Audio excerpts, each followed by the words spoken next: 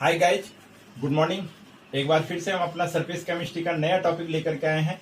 आज हमारा जो नया टॉपिक है वो है classification based on type of particle of dispersed phase, यानी वर्गीकरण। हमने कल वर्गीकरण किया था। आज जो वर्गीकरण हमारा वो प्रक्षिप्त परावस्थाओं में कणों के प्रकार पे, कितने प्रकार के कण प्रक्षिप्त परावस्था में होते हैं उसके आधार पर हम आज वर्गीकरण करेंगे।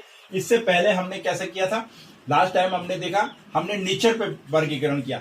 हमने किया डिस्पर्स फेज और डिस्पर्स मीडियम के क्या नेचर होता है उसके आधार पर हमने कोलाइड्स को वर्गीकृत किया। और उसमें आपने देखा दो प्रकार के कोलाइड हमने पढ़े, लियोफिलिक एंड लियोफोबिक कोलाइड, द्रव स्नेही और द्रव विरोधी कोलाइड्स।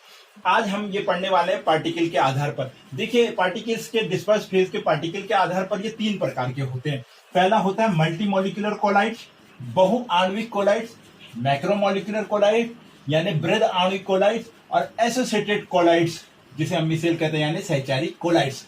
अब देखिए बेटा, मल्टीमोलिकुलर, मल्टी मतलब बहुआण्विक। बहुआण्विक का मतलब क्या होता है कि ऐसे पदार्थ जिनको विलीन करने पर उनके परमाणु और अणु, छोटे छोटे कण, परमाणु और लघु अणु यानी छोटे छोटे आकार के होते हैं, वो आपस में मिलकर के एक पुंज का निर्माण करते हैं, एक बंच बनाते हैं, और उसके बाद वो कोलाइड की संरचना प्राप्त कर लेते हैं और तब जाकर के कोलाइड सोल बनता है। तो इस प्रकार के कोलाइड्स को हम मल्टी मॉलिक्यूलर कोलाइड कहते हैं। देखिए बेटा, होता क्या है कि मल्टी मॉलिक्यूलर कोलाइड में कण छोटे छोटे आकार के होते हैं। कणों का आकार क्या होता है? छोटा होता है, लाइक दिस।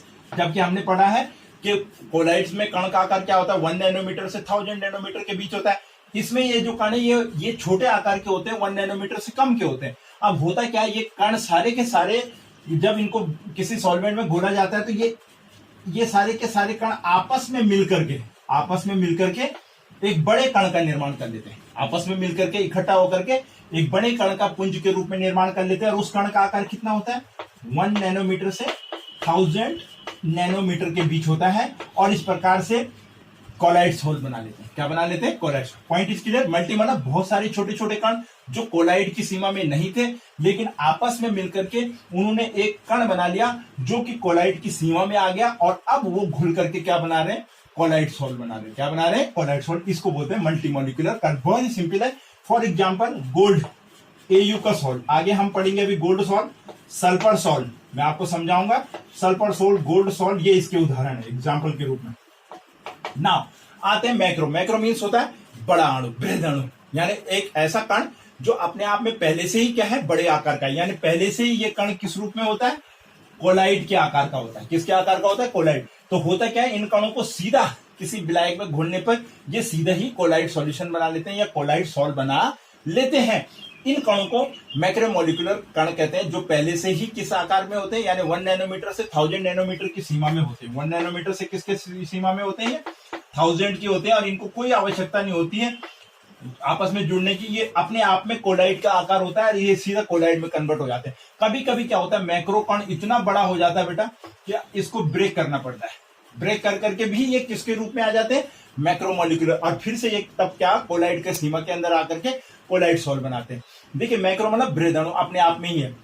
इसके उदाहरण देखिए बेटा, नेचुरल यानी प्राकृतिक उदाहरण में इसमें आता है हमारे पास स्टार्च। देखिए आप, बहुत इंपॉर्टेंट है स्टार्च, सेलुलोज, सेलुलोज। देखिए बेटा, प्रोटीन, ये प्रोटीन के जो कण है ये सब किसके हैं? किसके उदाहरण है? Macro molecular. इनके कण ही अपने आपस में इतने बड़े होते हैं कि वो कोलाइड सॉल्व बनाते हैं। अब मानव निर्मित यानी जो मैन मेड कोलाइड्स बनाए हैं मैक्रो, वो क्या है? देखिए बहुत इंपॉर्टेंट है, पॉलीथीन, पॉलीथीन के कण, पॉलीथीन के कण, पॉलीस्टाइरीन, स्टाइरीन के कण, नाइलॉन, नाइलॉन, ये इसके उदाहरण है। बहुत इंपॉर्टेंट है। देखिए बेटा, मैक्रोमोलिकुलर अपने आप में बड़ा कण है जो घुलते ही सीधा कोलाइड सॉल्व बना लेता है। आते हैं एसोसिएटेड कोलाइड्स में। एसोसिएट मतलब होता है सहचारी कोलाइड्स। सहचारी कोलाइड्स मतलब होता है बेटा, इसमें क्या होता है कि जो निम्न सांद्रता जब पे जो कण होते हैं वो छोटे छोटे कणों के रूप में एकत्रित रहते हैं, लेकिन जैसे ही इसमें सांद्रता बढ़ा दी जाती है, कणों को सेक कर लिया जाता है, तो ये आपस में मिलकर के एक पुंज का निर्माण कर लेते हैं। और वो किसके बराबर हो जाती है? कोलाइड के सीमा के अंदर आ जाते हैं। किसके सीमा के अंदर? और इस प्रकार से ये कोलाइड सॉल्व बना लेते हैं। इसका सबसे बेहतरीन उदाहरण है माइसेल्स, जिसे हम मिसेल भी कहते हैं। क्या कहते हैं? मिसेल मिसेल संरचना आपने कक्षा 10 में पढ़ी हुई है। साबुन के निर्माण में किस प्रकार से मिसेल बनता है, मैं अभी आपको इसको आगे कॉन्सेप्ट क्लियर कराऊंगा एसोसिएटेड सेल कोलॉइड का, कि मिसेल का निर्माण कैसे होता है। तो मिसेल यानी मिल करके छोटे छोटे कण एक मिसेल जैसी संरचना बनाएंगे, उसको हम क्या कहेंगे, एसोसिएटेड कोलॉइड। ये था बेटा वर्गीकरण पार्टिकल्स ऑफ डिस्पर्स फेज में। मल्टीमोलिकुलर कोलॉइड, छोटे छोटे कण मिलकर के बड़ा कोलॉइड कण बना लेंगे और इस प्रकार से वो कोलॉइड सॉल्व करने। मैक्रो अपने आप में एक बड़ा कण होता है जिसे सीधा घोलने पर कोलॉइड सॉल्व बन जाता है। एसोसिएटेड सोल निम्न सांद्रता के होते हैं, जब उनको सांद्रता को बढ़ाया जाता है तो वो कण छोटे छोटे आपस में मिलकर के एक पुंज बना लेते हैं, जो मिसेल जैसी संरचना होती है। जैसे साबुन से मिसेल का निर्माण, वो मैं आपको समझाऊंगा। इस प्रकार से ये तीन वर्गीकरण के डिफरेंस कण है हमारे पास, पार्टिकल और डिफर्स फेज, तीनों के तीनों यहाँ पे हमारे क्लियर हुए, मैक्रोमोलिकुलर और एसोसिएट एंड मल्टीमोलिकुलर। हम अपना नया टॉपिक लेकर के आए हैं, ये एसोसिएटेड कोलाइड। अब क्या है हमारा नेक्स्ट टॉपिक, एसोसिएटेड कोलाइड्स। देखिए बेटा, हमने अभी अभी क्लासिफिकेशन किया था डिस्पर्स फेज में पार्टिकल्स के आधार पर, जिसमें हमने मल्टीमोलिकुलर कोलाइड्स पढ़ा, मैक्रोमोलिकुलर पढ़ा, एसोसिएटेड कोलाइड पढ़ा। मैंने आपको वहां पे बताया था कि मैं आपको एसोसिएटेड यानी मिसेल संरचना को क्लियर कराऊंगा। देखिए साबुन में किस प्रकार से मिसेल का निर्माण होता है, ये आप लोगों ने सबने 10th स्टैंडर्ड में पढ़ा हुआ है। अच्छे से आपको पता है कि किस प्रकार से साबुन मैल पे क्रिया करता है, उसके बारे में थोड़ा यहाँ पे जानते हैं कि मिसेल एसोसिएटेड जो हमारा कोलाइड्स था, वो मैंने कहा था कि निम्न सांद्रता का जो कोलाइड्स होता है, जब उसकी सांद्रता बढ़ाई जाती तो कण नजदीक आ जाते हैं और एक कोलाइड का रूप ले लेते हैं, और उसके बाद वो पुंज का रूप ग्रहण करके कोलाइड जैसे सॉल्व बनाते हैं, जैसे मिसेल कहते हैं, जिसे कहते हैं मिसेल। देखिए बेटा, मिसेल्स माइसेल्स भी जिसे पढ़ते हैं, होता क्या है बेटा, अक्सर जो साबुन होते हैं हमारे साथ हमेशा उच्च हाइड्रोकार्बन के वसीय अम्ल होते हैं, उस हाइड्रोकार्बन के वसीय अम्ल होते हैं, यानी ये सोडियम या पोटेशियम के लवण होते हैं। देखिए वी हैव, ये होते हैं C17H35COOH, इसको हम कहते हैं स्टेरिक एसिड। ये हमारा स्टेरिक एसिड है, ये उच्च हाइड्रोकार्बन्स का वसीय अम्ल है, एसिड है। और जब इसकी अभिक्रिया किसी भी साल्ट से कराई जाती है, सोडियम या पोटेशियम सॉल्ट से, तो ये क्या बनाता है, देखिए बेटा, ये बनता है हमारा C17H35COONA। देखिए Na पॉजिटिव होता है और CO नेगेटिव होता है आयंस के रूप में। सोडियम स्टेरेट बन गया, क्या बन गया हमारा, सोडियम स्टेरिक एसिड से सोडियम स्टेरेट बन गया, ई है ये, स्टेरिक एसिड से हमारा क्या बन गया, सोडियम स्टेरेट बन गया। ये तो है हमारे पास उच्च वसीय अम्ल जिससे साबुन बनता है। अब देखिए, मैं इस उच्च वसीय अम्ल को लाइन श्रृंखला में लिख रहा हूं। आपको पता है हम इस प्रकार से कार्बन की श्रृंखला को डिफाइन करते हैं। मैं बहुत लंबी नहीं बना रहा हूं, मतलब 17 कार्बन होंगे इसमें। कितने कार्बन होंगे इसमें, 17 कार्बन होंगे। जस्ट मैं दिखाने के लिए कह रहा हूं कि इस प्रकार से हम इसको डिनोट कर सकते हैं। तो देखिए, ये जो पोर्शन होगा ये हेड होगा। ये हेड क्या होगा हमारा, देखिए ये हेड वाला पोजीशन पे क्या आ गया हमारा, ये आयन आ गया C। जब इसको आयन विलय किया जाएगा, जब इसको पानी में घोलेंगे हम, तो पानी में घोलने पर डिटर्जेंट है या साबुन है तो वो आयनों में टूट जाएगा। किसमें टूट जाएगा, आयन। आयन कौन कौन से होंगे, एक तो टूट जाएगा COA में और एक टूट जाएगा वो Na में। तो देखिए COO ऋण आयन, ये क्या बन जाएगा, इसका हेड हो गया। अब ये जो पोजीशन बची पीछे की, इसको हम क्या कहते हैं, इसकी टेल कहते हैं। ये क्या है, टेल। ये हो गया हेड, इस स्टेरिक का ये हेड हो गया और ये टेल होगी। देखिए ये आयन के रूप में टेल हो गई। जो हेड है, हेड पे क्या है हमारा, हाइड्रोकार्बन, जिसको हम R से डिफाइन करते हैं। किससे करते हैं, R कोई भी एल्किल ग्रुप, तो इसको हम क्या कहते हैं, ये क्या है हमारा, हाइड्रोकार्बन। तो हाइड्रोकार्बन हमारा किस रूप में है, टेल के रूप में है। देखिए, और आयन किस रूप में हमारा, CO और निगेटिव आयन किस रूप में है हमारा, ये हमारा है हेड के रूप में। किसके रूप में, हेड। देखिए बेटा, ये आयन इस रूप में होता है, ये टेल है, ये हेड है। अब दूसरी बात देखिए बेटा, ये जो हाइड्रोकार्बन है हमारा, जो टेल के रूप में, ये हाइड्रोफोबिक होता है। क्या होता है, हाइड्रोफोबिक, यानी जल बैरागी, यानी ये पानी का विरोध करता है। लविंग नहीं है, हेटिंग है। जैसे हमने लियोफिलिक और लियोफोबिक पढ़ा था, ये हाइड्रोफोबिक है। ये क्या होता है हमारा, हाइड्रोफोबिक होता है। ये वाला पोर्शन, टेल पोर्शन, यानी पानी में घुलने का विरोध करता है। कौन, हाइड्रोफोबिक। ये क्या है हमारा, देखिए ये हमारा हाइड्रोफिलिक होता है। ये क्या होता है हमारा, मैं यहां पे लिख रहा हूं हाइड्रोफिलिक, पानी स्नेही, हाइड्रोफिलिक, इसको पानी पसंद है। इसे क्या है, पानी पसंद है। ये वाला पोर्शन हमारा हेड जो है हाइड्रोफिलिक, टेल क्या होगी, हाइड्रोफोबिक यानी पानी का विरोध करेगी, पानी से प्रेम करेगा। कौन, ये। अब देखिए होता क्या है, जब ये स्टार्टिंग में स्टेरिक अम्ल जो हमारा ये आयन के रूप में होता है किसी भी विलयन में, किसी भी सॉल्वेंट में, तो इसके कण इस रूप में होते हैं। देखिए बेटा, इसके कण, ये इसका हेड, छोटे छोटे कणों के रूप में ये होते हैं। किस रूप में होते हैं, छोटे छोटे कणों के रूप में ये होते हैं। अब जैसे ही हम इसको पानी में घोलते हैं, डिटर्जेंट को क्या किया हमने, पानी में घोला, पानी में घोला और उसको क्या किया हमने, सेक करा, सेक किया, घुमाया, सेक करते हैं हम, मिलाते हैं डिटर्जेंट को और घुमाते हैं कुछ देर, हाथ घुमाते हैं, मशीन घुमाते हैं, जो भी है आप, डिटर्जेंट को हम सेक किया। जैसे ही हमने सेक किया, सेक करने से ये जो छोटे छोटे कण अलग अलग थे, देखिए ये किस रूप में आ जाते हैं। देखिए ये छोटे छोटे कण जो अलग अलग थे, ये छोटे कण नजदीक आ जाते हैं।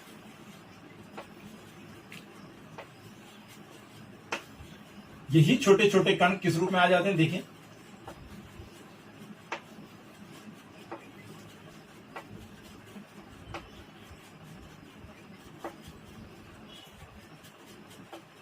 Like this. ये देखिए ये छोटे छोटे, ये सब कौन है, CO आयन, निगेटिव आयन बाहर की ओर। अब देखिए, अब आप कहेंगे ऐसा क्या हुआ कि CO बाहर की तरफ आ गए और जो हाइड्रोकार्बन उसकी टेल है वो अंदर की तरफ हो गई। कारण क्या है बेटा, टेल हाइड्रोफोबिक है, यानी पानी का विरोध करते थे, इसका मतलब ये सब अंदर की ओर सिकुड़ जाते हैं। पानी में क्या होता है, माना कंटेनर में डाल दिया हमने ये, फॉर टाइम बिंग की ये इसमें पानी भी है, और हमने ये डिटर्जेंट को घोल दिया। क्या कर दिया, डिटर्जेंट को यहां घोल रखा है, किसमें, पानी में। देखिए बेटा, पानी में, तो होगा क्या, पानी भरा हुआ है माने कंटेनर में। आप देखिए होगा क्या कि ये हाइड्रोफोबिक है, तो इसलिए ये कण क्या होते हैं, एक दूसरे को में सिकुड़ जाते हैं, अंदर की ओर क्या होते हैं, पानी का विरोध करते हैं तो सिकुड़ जाते हैं। जो लविंग होगा तो पानी के सरफेस पे फैल जाएगा। पानी के क्या होंगे, क्योंकि हेड हाइड्रोफिलिक है, पानी से प्रेम करता है, इसलिए है, तो वो पानी के क्या है, सरफेस पे देखो फैल गए, पानी के सरफेस पे क्या हो गए, फैल गए। और क्योंकि ये विरोध करते हैं, टेल, टेल यानी आर यानी हाइड्रोकार्बन वाला हिस्सा, तो ये सिकुड़ गया, ये पानी में क्या हो गया, सिकुड़ गया। इस प्रकार से देखिए ये पोजीशन होने पर ये एक गुच्छे जैसी संरचना बन गई। क्या बन गई, गुच्छे। और यही संरचना हमारी क्या है, मिसेल संरचना। यही क्या है हमारी, देखिए मिसेल बनी, मिसेल नहीं बनी। अब होता ये बना पानी में साबुन का मिसेल। क्लियर हो गया यहां तक। टेल सिकुड़ जाएगी, आयन हेड हाइड्रोफिलिक है, फैल जाएंगे, और इस प्रकार से ये हाइड्रोकार्बन जो है बीच में एकत्रित हो जाएगा, पुंज के रूप में सिकुड़ जाएगा। ये मिसेल जैसी संरचना बन गई, सांद्रता बढ़ाई, से किया, गुच्छे के रूप में आ गए। किसके लिए, अब ये कोलाइड सॉल्ट के जैसे, एसोसिएटेड कोलाइड के जैसे काम। अब देखिए बेटा होता क्या है कि आपके पास कोई शर्ट है,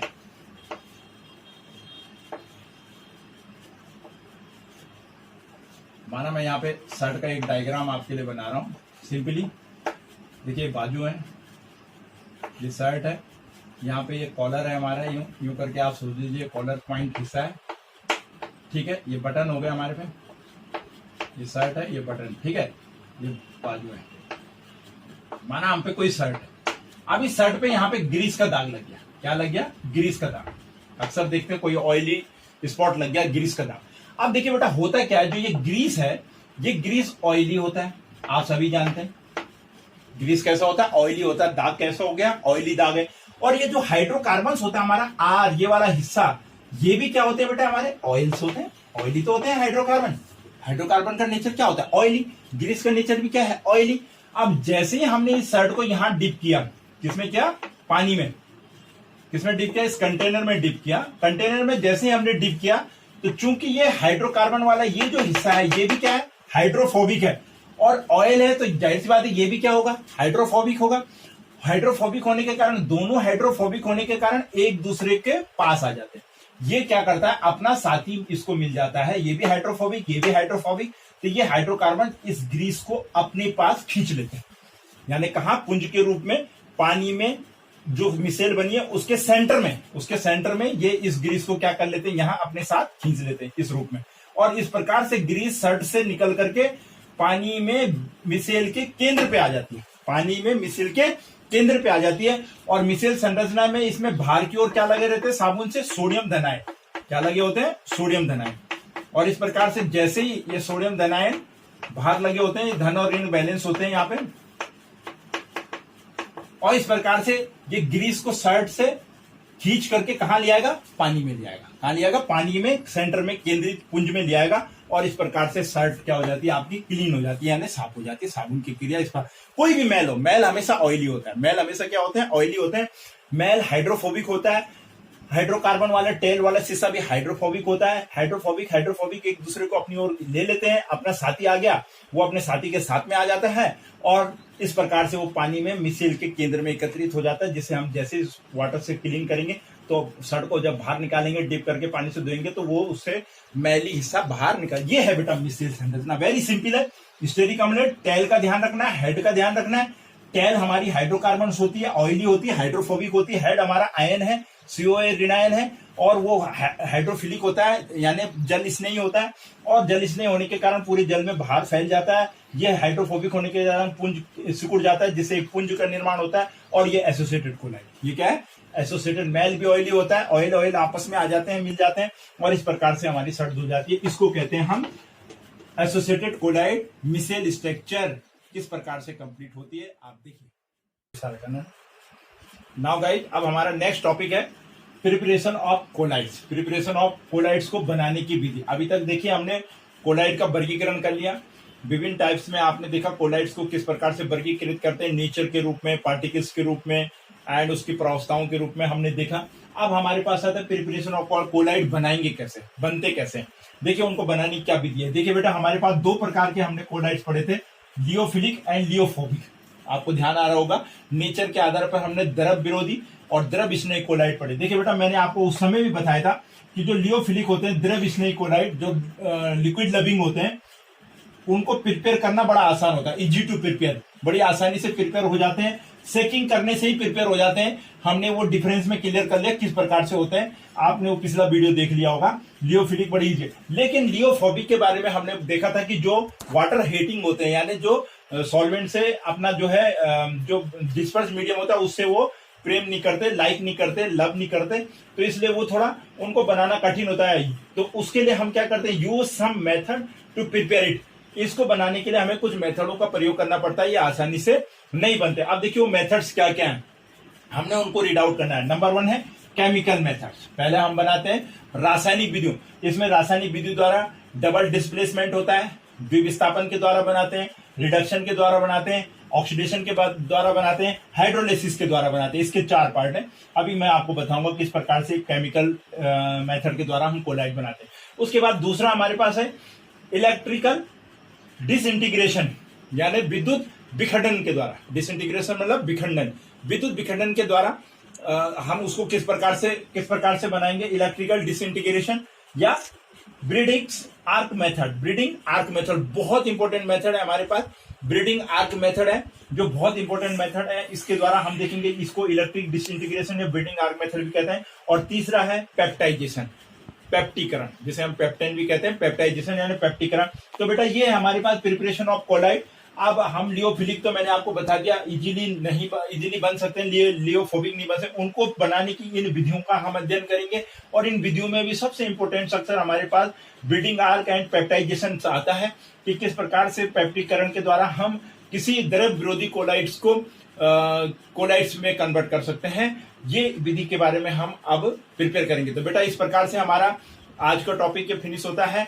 आप इस रिलेटेड टॉपिक जितने भी मैंने आपको पढ़ाए हैं इस वीडियो में, उससे रिलेटेड टॉपिक्स का रीड आउट करिए, वीडियो को जरूर वॉच करिए, और इससे संबंधित कोई भी प्रॉब्लम अगर आपकी होती है तो कमेंट्स बॉक्स में जाकर के जरूर लिखिए। मैं आपके कमेंट्स बॉक्स में जाकर लिखे प्रॉब्लम को सॉल्व करने की पूरी कोशिश करूंगा। Thank you.